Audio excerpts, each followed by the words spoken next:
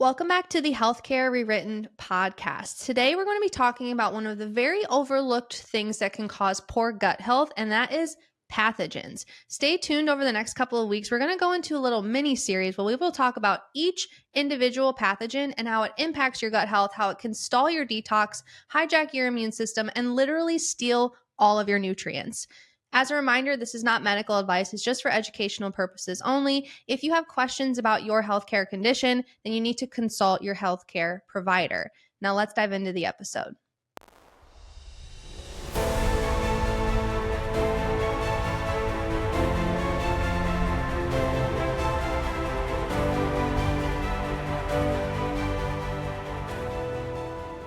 Welcome back to the Healthcare Rewritten podcast, everybody. We are a week behind currently because last week was where all the creepy crawly critters came to get us. We were all sick last week. Yeah, so we decided to just take it easy, like we said in the episode before that. Yeah.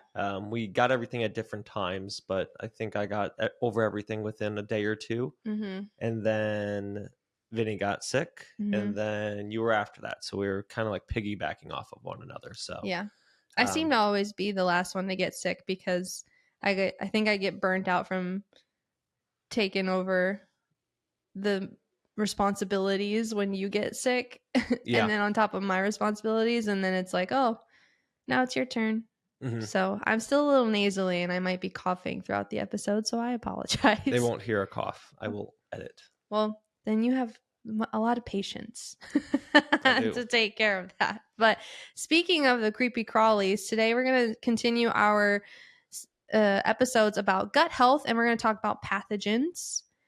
We will do a little mini series that will include more information about each individual pathogen because there's a lot of material to cover. And today's episode is going to be more of a broad episode where we're going to talk about how these pathogens can contribute to symptoms or diseases or conditions and how we test for them and all of that fun stuff. So stay tuned throughout the rest of the episode. We will give you some health homework to do regarding your digestion. So just, let's get into it here.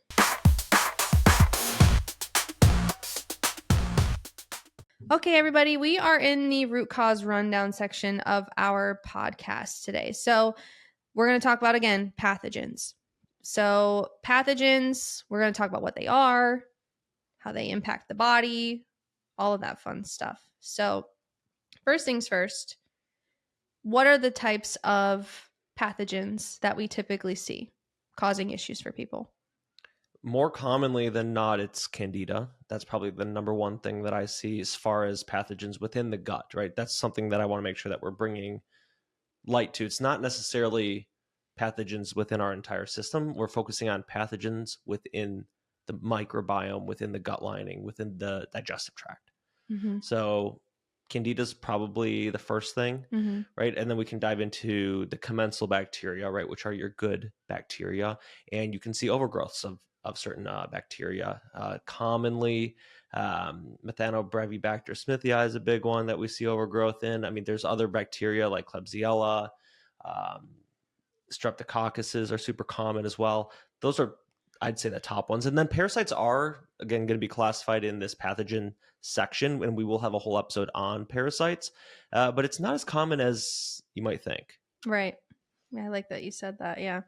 And I think it's important to remember that pathogens aren't always a root cause. They're opportunistic, right? So I think a lot of people hone in their focus on, oh, your disease or your condition is caused by parasites. I see this all the time, don't you? Yeah. It's like the only thing they gravitate towards. Yeah. Right? It's parasites. It's parasites. It's parasites. No. And these things are not the root cause. Right. The root cause is, okay, why was our system vulnerable enough to harbor a parasite? Mm-hmm. Right. Yep. Is your digestion poor? Your immune system function? The terrain? Right. And this is something where we're going to talk all about terrain theory. The analogy that I use for my patients is always going back to the classroom. Your mom's a teacher. My mom's a teacher. So this analogy just like resonated with me. Right. But you have 20 or 30 kids in your class, right? And you have some really good kids, you have some okay kids, and then you have some bad kids, not necessarily grade wise, right? But behaviorally, some bad kids. And when the teacher is out for the day, or you have like a substitute teacher that's in, or you have like a teacher's assistant that's in, or the teacher just doesn't have the ability to pay complete attention to every student, there are opportunities that arise from the kids who have poor behavior, who need more attention, right? And if that terrain, if their classroom is not in a suitable place, or the teacher is overwhelmed, or the teacher's assistant is overwhelmed, or the teacher's not even there that day, opportunity arises, right? And things start to act up. Kids that should be there, they're supposed to be there, but they start acting up. Same thing with bacteria in our gut.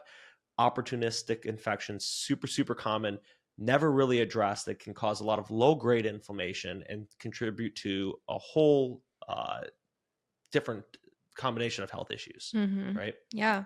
Yeah, I like that analogy. I think that's helpful for people to understand. I'm going to use that. Yeah, I mean, it makes sense. And you can, when we talk to patients too, it's all about telling a story, connecting the dots, right? So I don't always use that as the analogy. If they work construction, they work outside, I'll use the same analogy, but with driving down a road, right? So you can tailor it to what type of career your patient has, or what field they're in, so that they can have those dots connected. Because that's the reality when it comes to health, right? If you can connect the dots and you can make it make sense, you're going to be a whole lot healthier, right? A lot of people, I feel like, overcomplicate health. Would you agree? Yeah, 100%. 100%. And they overcomplicate it, and then they try doing all these things and nothing works. They can't focus on the basics and critically think for themselves. And then they go rely on someone who really doesn't have their best interests at heart. They're there to sell them something, in my opinion. Right? Yeah. And that's pharmaceutical companies. That's even supplement companies. They prey off people like that too. People selling parasite cleanses and all this, like, they prey off you.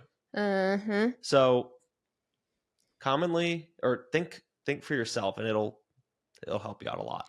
It's really frustrating, I'll say, when I have a patient that comes in and they say they've done a parasite cleanse and they tell me that they've passed parasites because they found parasites in their stool. I'm like, those were not parasites. And they could be, but majority of the time they're not, right? They're like literal mucus.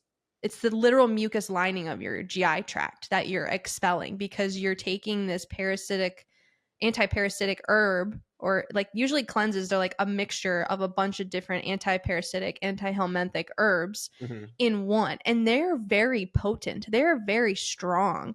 It's things like black walnut or pau d'arco or mimosa pudica or wormwood or, whatever it is. They're like a combination of all of these herbs, and you realistically should not be taking them all at once. Like, we cycle through these herbs because it's so potent for the body to be taking these all at once. Well, and not just cycling through them, but making sure that we're in the right state to do a detox or a cleanse, in quotes, right? Right. And we'll talk about, we'll probably dive into that a little bit today, but making sure that we're setting our body up for success. We'll talk to you about how we navigate this with our patients in general. Obviously, each patient is different, but guiding them along the way so that when we are ready to make a difference to the microbiome, to help support getting rid of the bad guys, introducing more of the good guys, that your body's going to be set up for success and not failure. Because if you're rushing these things, your body's not going to respond well. Right. Or it's going to you're going to feel good for 2 weeks and then you're going to go right back to where you started. Yep. Because again, just in quotes, and we don't treat, right, in our clinic, right? But if you're just treating or getting rid of candida, yeast, bacteria, parasites, whatever it might be, if your goal is just to eliminate it, you are thinking like a medical doctor. You need to be, okay, sure, you can get rid of it. That's fine. But you need to make sure that you're setting yourself up for success, making sure that environment is favorable so the bad guys don't stay around or they don't come back. Otherwise, you're just going to be at square one. And again, you don't want to be thinking like a medical doctor when it comes to things like that. Right. That's where it comes down to rebuilding the terrain, right?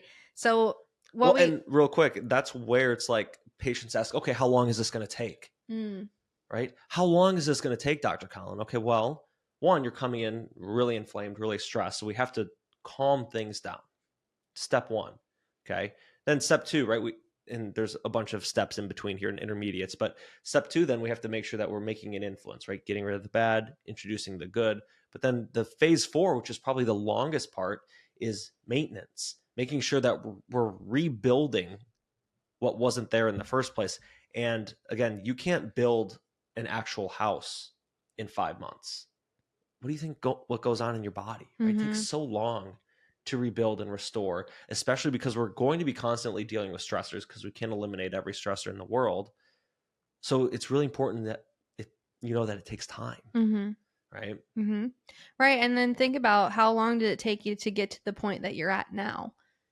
Years, decades in most cases. So don't expect it to be miraculous, a miraculous turnaround within like 6 weeks. That's not realistic at all. Yeah, perspective really, really comes into play with that. Yeah. You're playing the long haul game when it comes to restoring and rebuilding function in your body.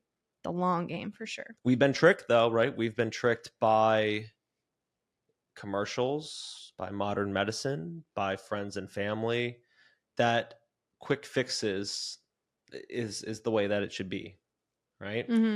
Things, you can fix something quickly. You really can. Modern medicine has taught us that, drug, surgery, all that. And sometimes it can save your life, right? But quick fixes also usually come with needing quick fixes very frequently, right? We're a very right now society. Very, I want it right now. Instant gratification. 100%. Yep. So the gist is, a pathogen is an organism in the body, a normal organism that is occurring in our environment and in our bodies on a regular basis, but it becomes harmful when the terrain is weakened by something, right? So just remember, pathogens are never a root cause. If anybody tells you you have parasites, that's what's causing your illness or your condition or your symptoms, sure, are they contributing to the symptoms? 100%. But is that why you have the parasite? Do you have the parasite just because you have the parasite? No, right? So we'll get into how to build the terrain and all that fun stuff throughout the episode here. So yeah, I mean, it's almost like, and I love analogies, right? And I just made this one up. Maybe this will make sense, maybe it won't. But it's like, okay, your sink is in our kitchen sink, right? It's overflowing, right? We're running water and it's overflowing into our kitchen. We have a flood in our kitchen. Our kitchen is flooding. That's an emergency. What's the root cause? Oh, the sink's overflowing. No. Nope. It's all the sludge you put down the garbage disposal, or maybe it's the garbage disposal not working. Maybe it's the fact that the circuit breaker to the garbage disposal in the garage is not turned on, right? Maybe there's something else underlying in the plumbing down below, that there's an issue there. Maybe it's something with the city, right? So there could be a bunch of different factors, but surface level, it looks like, oh yeah, your problem is your sink. And I'm not a plumber, so maybe if a plumber's listening to this, like, wow, that guy's dumb. Yeah. But that that's makes the sense reality to me. there, right? There's so many underlying factors, and that's where it's like, okay, when it comes to addressing root cause, it's usually root causes. We say that all the time. I hate the word root cause. I like root causes. Oh yeah, there's because always it multiple. could have been a combination of those. Yeah, things. there's always multiple. Right? Always multiple, right? Traumas, toxins, thoughts, those physical, chemical, and emotional stressors that we are in contact with every single day. And would you say, when you have patients come to you who have dabbled with like holistic health or functional medicine, when they sit down and talk with you, they're like, oh yeah, I worked with this doctor to get to the bottom of the root cause. And then when you actually start talking with them, you realize that they weren't even working on root cause. They were just focusing on surface level things. Oh, well, I had a lot of hair loss, so they gave me this natural supplement that's supposed to help with hair growth. It's like, okay, so the root cause was what? Oh, it was my thyroid. Oh, well, what caused that to go out? Well, I don't know. And it's like, okay, keep asking, and then what? And then why? Right? Because if you can keep asking and keep digging and digging and digging, then you actually get to the roots. Right? That's where root comes from. So yeah, you're stuck at the trunk if you're right. If you're looking for supplements to cure all your ailments. Trunk causes. Yes, trunk causes. We're not here for trunk causes, right? That's funny. That was a good one. Thanks. So, like, what other things could cause a weakened terrain that you could think of? I mean, simply coming from the foods that we're eating, right? I feel like that has to be the forefront to the conversation. If you're not fueling your body with the right foods, right, and your terrain is already susceptible, right, the nutrients that you're intaking are going to be utilized in other places. So that's a factor. But you hit it on the head. Trauma, toxins, thoughts, those are the big things broadly that can contribute to a poor terrain. That is anywhere from stress from work, school, financials, all the way down to the foods that you eat, all the way down to, do you have your gallbladder removed, right? Do you have portions of your colon removed, or other organs that aren't functioning or there at all, right? Those are all things that can contribute. And remember, our body is like a Swiss watch, so everything is connected, right? And if you start pulling things out, or you have dysfunction in a bunch of different areas, right? You have poor lymphatic flow, right? You have poor thyroid function, so you have poor gut motility, right? You have issues with, obviously, digestion. You have immune system imbalances, right? All that's going to contribute and tie into one another. And that's where the overall terrain, not necessarily just the gut terrain, but your terrain in general, right? Your entire body becomes inflamed and stressed, right? And we know what happens when we're stressed. Right. We put the body in survival mode. 24/7. At that point, your pathogens are readily available to multiply. I saw these TikTokers. They were talking. They were trying to talk to Chat GPT, and they were talking and asking it, like, "What's a cough?"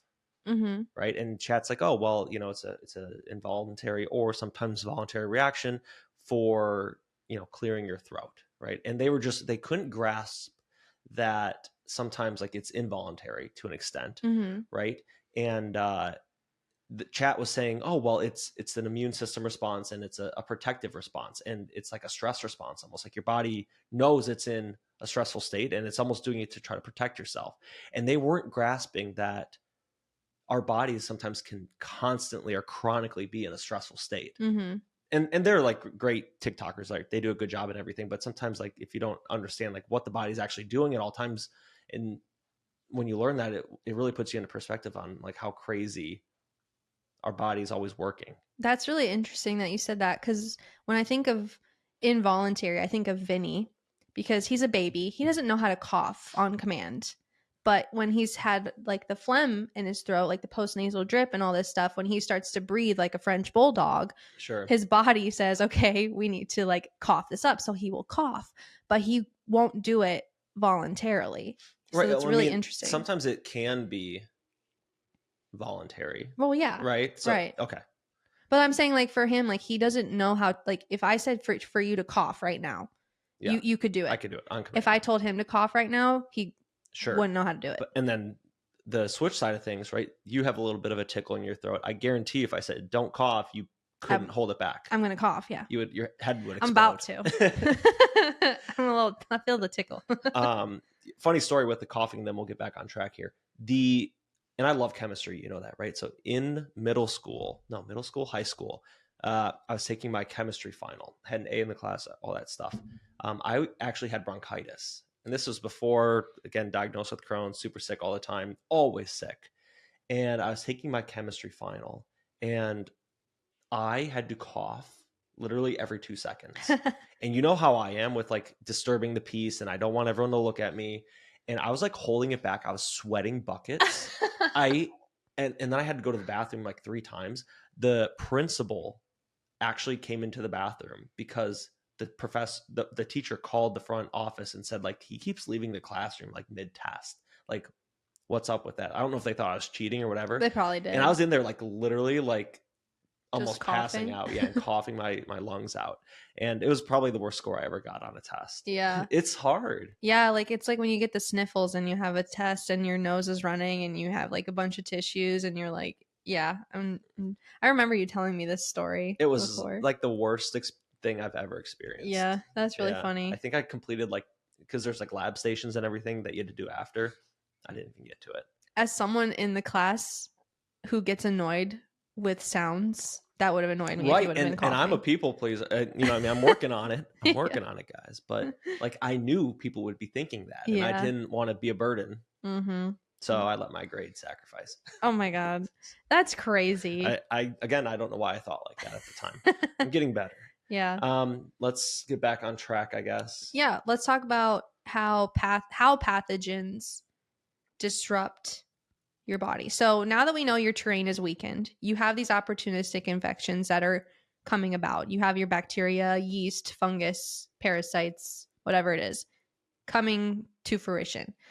What sort of things can they contribute to as far as dysfunction in the body? Yeah, I mean, and we will dive into every one of these individually, right? But the question is, what can pathogens do and how can they cause stress to our body? I mean, we'll bounce back and forth here.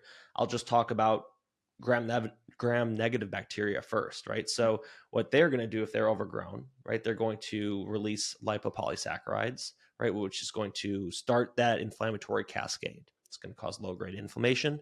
And again, they're going to create opportunities, right? So whether they're there or not, if there aren't enough, that creates a gap or an opening for bad guys to come into play, right? And if there are too many, right, then it causes an area where a lot of the other bacteria don't have the opportunity to thrive and grow, right? It all comes down to balance. Mm-hmm. So pathogenically, that's where I wanted to start, was talking about bacteria.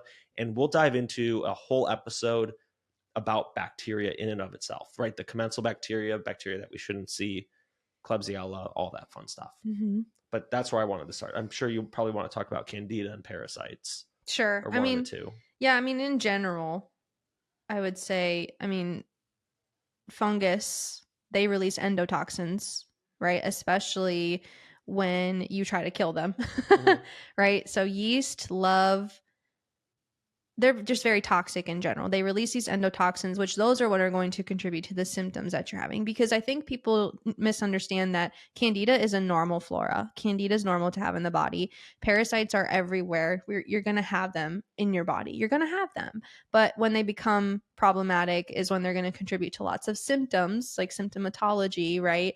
Whether that be you have leaky gut. A lot of people have skin problems from having these overgrowths, or digestive issues, or they actually steal nutrients. So people who are anemic, mm-hmm. Obviously we look for blood loss in some way, shape, or form.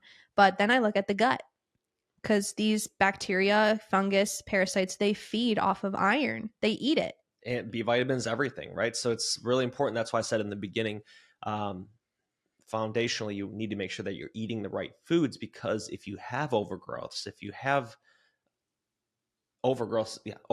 mean, mm-hmm. they're going to steal those beneficial nutrients mm-hmm. and vitamins. Yeah, and what happens when people are anemic and they have low iron? What do? They supplement you with more iron, and guess what that does? It feeds those pathogens. And it makes you constipated. Yep, exactly. So. And these fungus and parasites, like I said, they release these toxins, which when we have toxic burden, you're overburdening your body, you're overburdening your liver. Then you have hormone issues, right? Mm-hmm. So a lot of people who have hormonal imbalance, you need to look back at the gut. Majority of the time, your hormone imbalance is a gut problem, which we'll have a whole episode on the gut hormone connection. That's coming later. We've already done one. We'll dive way deeper into that, though. There will be some overlap in these episodes, right? Mm-hmm. I mean, when the body is all connected, and we're trying to make individual episodes focusing on one category, but there's always going to be overlap, and that's what we like. We like to start connecting the dots for you, so you can start connecting the dots with your health. Yep. So I feel like this is a good opportunity to remind you, if you are listening and you like this show, the free option on how you can support us is to just click the like button. It would mean a whole lot to us. The like button. If you like what we're talking about, make sure you hit the subscribe button as well. It means a lot to us. We're on our way to 100 subscribers on YouTube. Really excited to get there. But yeah, if you're enjoying the show so far, like the episode and hit subscribe. And if you want to make sure that you don't miss an episode, you can always hit the bell icon too. It's in the shape of a bell, and then it'll actually notify you when a new episode is being released. Awesome. Okay. When we appreciate your support too. Yeah, we really do. It means a lot to us. We like the comments. I love waking up and looking at the metrics and seeing that people are watching and listening. And I even have patients who are like, you know what? I love your show. I like listening and learning outside of our appointments. Mm-hmm. So I think that means a lot to me. And I'm really grateful for all of our listeners right mm-hmm. now. That's something that I said. Very grateful for you guys. Very grateful for our audience. We hope you have a good Thanksgiving. We're not going anywhere, but yeah. I just want to make sure that we get that out there. Yep. So, okay. So we talked about basically what the pathogens are, mm-hmm. right? We talked about how they can arise. One thing that we didn't talk about is stomach acid, right? I think that's extremely important, right? If we aren't, okay, stomach acid is important for digesting your foods, but it's also important for sterilization too. So if you don't have enough stomach acid, and a super common symptom of not having enough stomach acid is reflux, and we'll do a whole episode on that. But you aren't going to be sterilizing the things that you're ingesting, and that's where bacteria, pathogens, parasites, whatever it might be, have more, again, what's the O word, opportunity to cause a mess. Yep. So yeah, really important for stomach acid to be adequate. Two most common things that decrease stomach acid without diving too much into it: alcohol and stress. And alcohol causes stress, so kind of goes with it. More toxic burden. So yeah, you want to make sure that you are addressing those stressors. Would you say that's the number one thing that patients say goes away right away when working with us, or within the first couple months? What? Acid reflux. Yeah. Yep, because most of us are on the go when we're eating. Most of us are not chewing our food. Most of us are not, interacting with our food, whether that be cooking it, smelling it, seeing it. Digestion doesn't start in the mouth. It actually starts in the brain. So to kick up those stomach acid reserves, you have to see your food, smell your food, and then chew your food. That's what stimulates the digestive process. That's what gives you the stomach acid. So when people are more intentional about what they're eating, their acid reflux goes away. We need to do a whole episode on digestion. Yeah. How to have, if you could have the perfect lifestyle for digestion, what would it look like? What practices will we put into place? Why do they matter? What can you do? We have to do a whole episode. We're going to have to do that later. Yeah. I'll put it together. We have a lot of ideas. If we had all the time in the world, we'd probably make an episode a day for you guys, but yeah, editing is a lot of work for you though. So when we have poor stomach acid, now we have these pathogens that are harboring within our digestive tract. They're weakening our immune system. They're causing low-grade inflammation. And then they are really difficult to get rid of because they are master survivalists. And why is that? Is because they build biofilms. A lot of people forget about biofilms. It's basically like they're wearing a mask. They're hiding behind this biofilm, especially parasites. Parasites really like to hide behind biofilms, which we'll talk more about. But I think a lot of people make the mistake of trying to eradicate a pathogen, but they don't know it's there and they can't eradicate it because there's this biofilm that's protecting that specific pathogen from being killed off, basically. Yeah, and back to just thinking with common sense here, right? A lot of people don't realize that these buggers, they don't go without a fight, right? Or they're hard to kill off or eradicate or get rid of. And when you start thinking about it, right, it's a living thing, right? Do living things just want to die?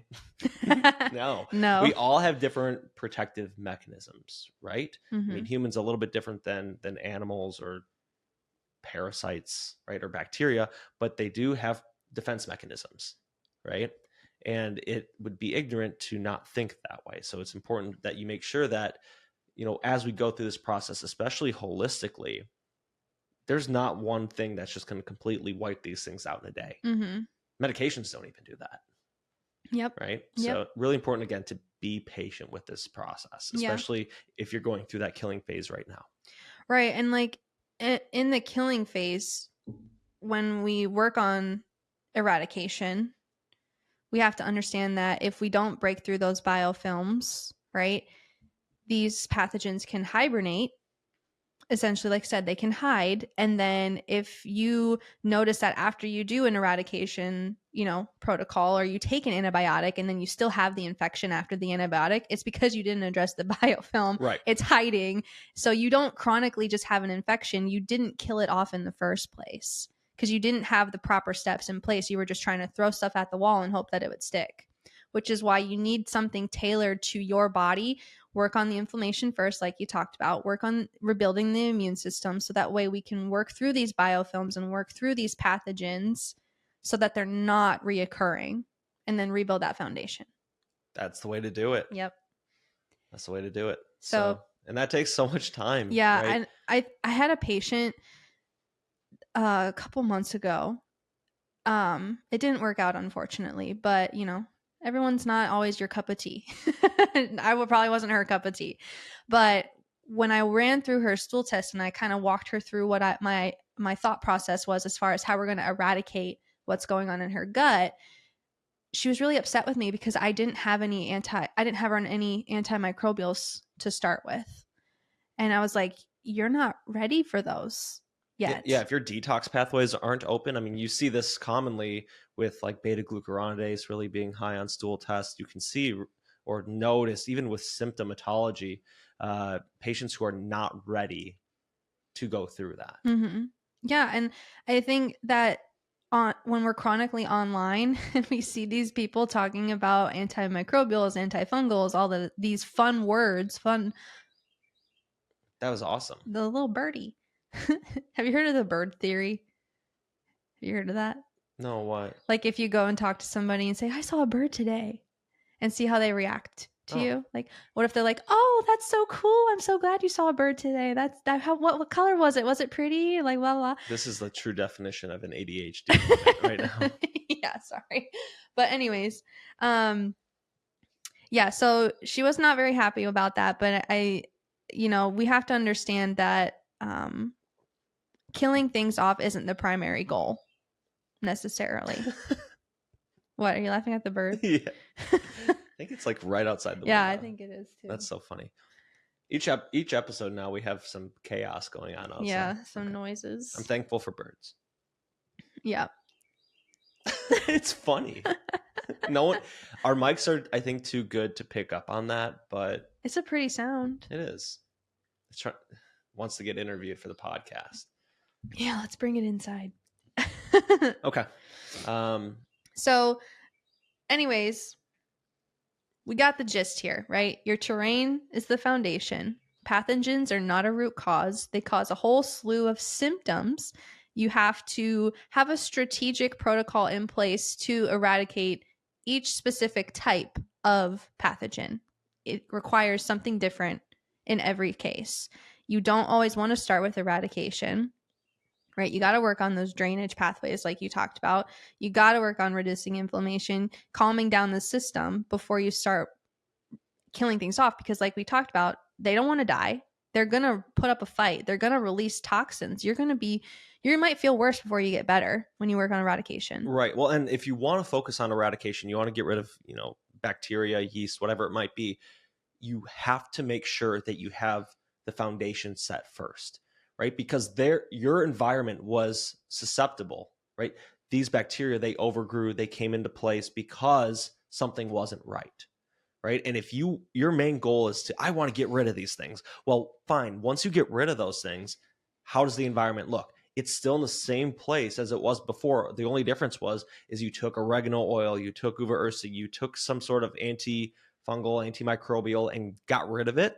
But the environment's still the same. It's still going to be opportunistic for something like that to come back. If you don't address the stomach acid, you don't address your foods, you don't address your digestion, you don't address what caused the terrain or that environment to be favorable for the bad guys to grow in the first place, they are going to come right back. And you are going to be on this repetitive cycle forever and ever and ever and ever. And we see it all the time with patients who come to us who've tried holistic health because they took that other approach where they just took oregano oil and it worked, and now they're back at square one. Mm-hmm. And then we have a bunch of patients who they tried that, they realized it worked, but then it came back. They're like, oh, I guess the holistic approach doesn't work. Mm-hmm. And then what do they resort back to?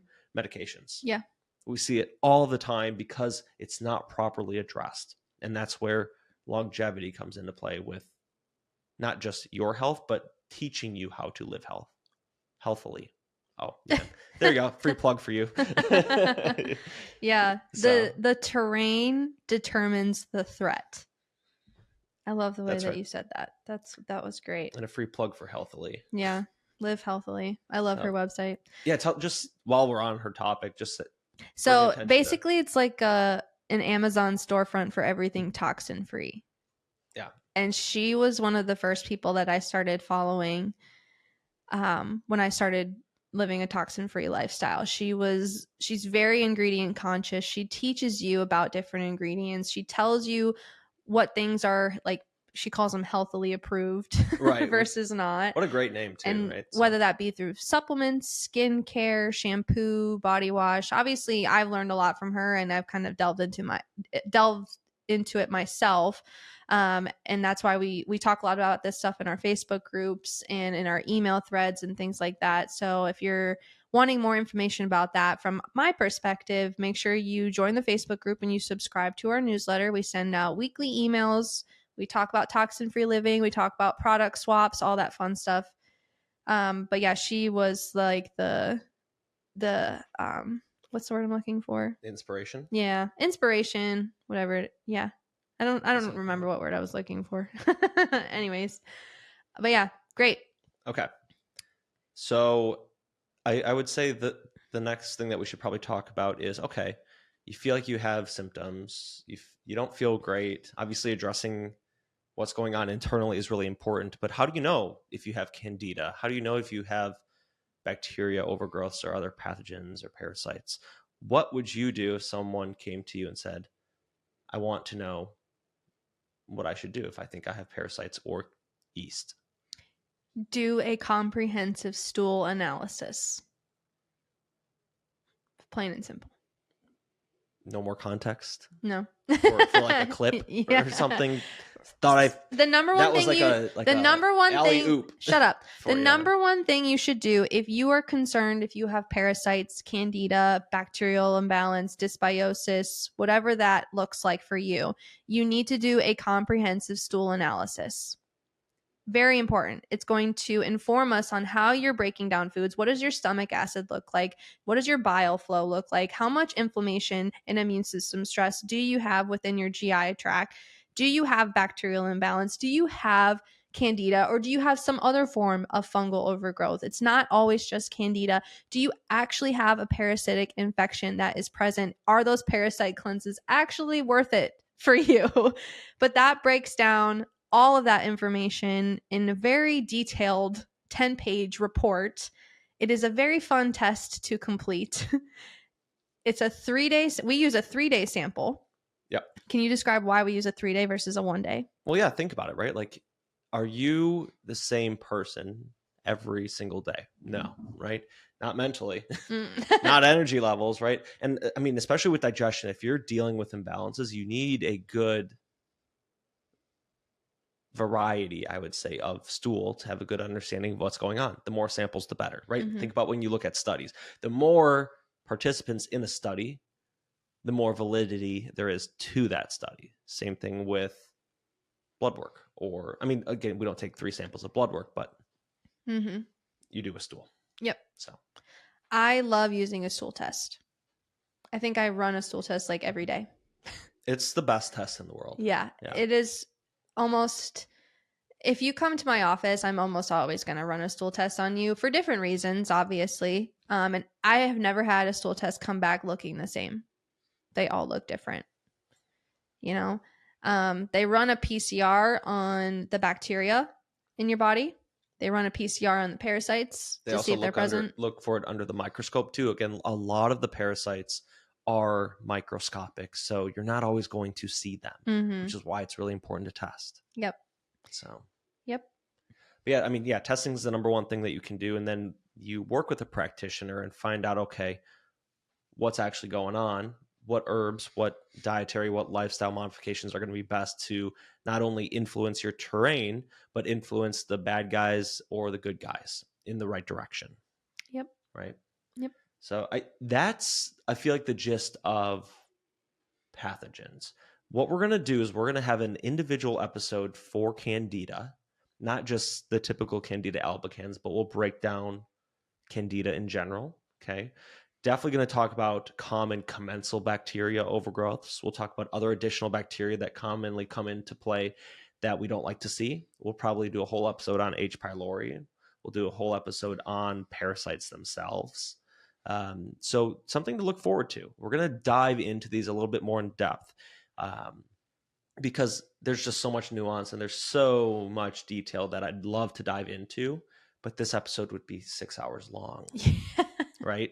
So I feel like you came to a whole seminar. If this is where you feel like you're done learning as far as the pathogens, that's fine. You don't need to dive into the next couple episodes. We have our shorts, right, that are going to be super, jam-packed full of information that you can definitely check out. We also have the daily dose episodes that you can listen to, or go back and listen to some of our older episodes and dive into some other categories. But we are going to get into the nitty-gritty over the next couple weeks here, which will be fun. And I guarantee you can resonate with something that we're going to bring up in the next couple episodes, or know someone who has gone through this and start connecting the dots. We're not going to make it where you need to learn how to read scientific literature and go take a biology course to understand what we're talking about. We're going to put this in layman's terms, and so that way you can connect the dots with your health. Absolutely. So, okay, is there anything else you want to talk about? Nope, I think that about wraps up the generic version of talking about pathogens. Yeah, I think it's a good intro. Again, I know that we weren't here last week, so we took a week off for Thanksgiving. So welcome back. Hope everyone had a wonderful Thanksgiving. I guess I said earlier, happy Thanksgiving. We're recording this before Thanksgiving, but this is coming out after Thanksgiving. And then we're also making a few swaps here. We are not doing the mailbag segment.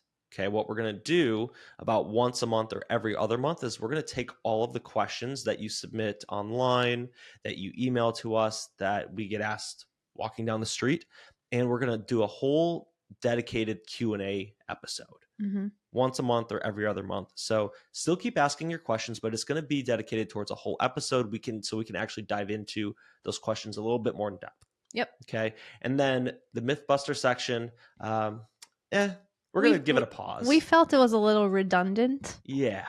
Usually it was something that we had already talked about in the episode. And a lot of times Mythbusters are questions that we get. Correct. So they're going to be meshing into one. And this is what happens when you make a show or a podcast. There's going to be change. So we're whacking the Mythbuster section. We're basically combining it with the Q&A, the mailbag, and then making Q&A episodes independently. Okay. These will also be live streamed. So you'll have an access to going on YouTube or Facebook or TikTok and watching those as well. Yep. Okay.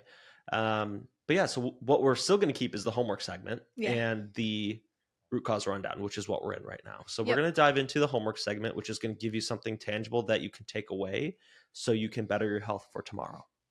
Ready? Let's do it.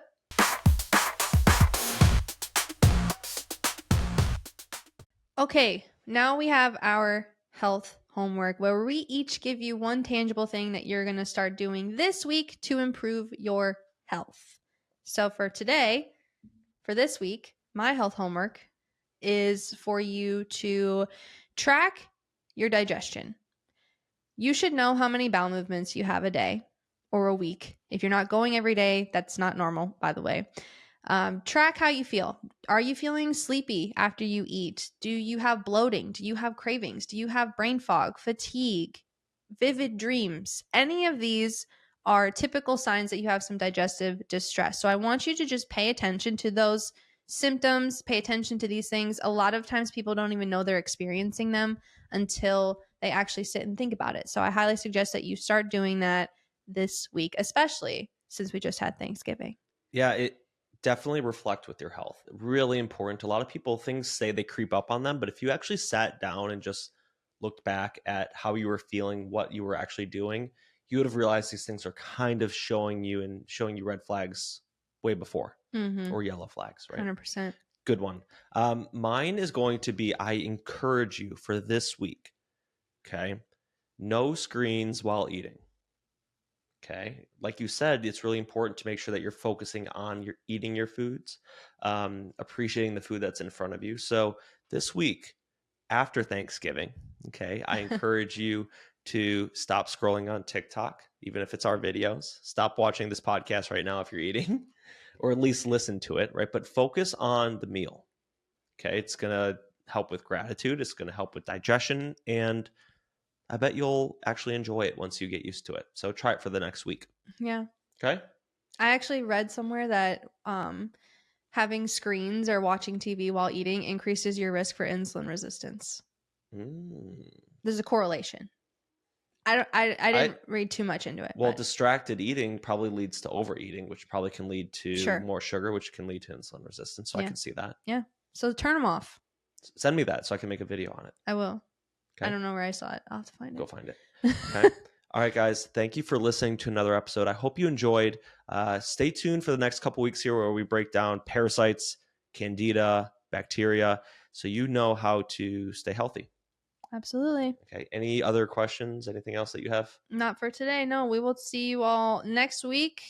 Do you want to start with parasites or candida next week? I want to go into candida. All right. So next week we're going to talk all about candida. So this is going to be a really fun episode because everybody likes to talk about candida. Yes. The yeast beast. The yeast beast. All right. We'll see you all next week, guys. See you guys.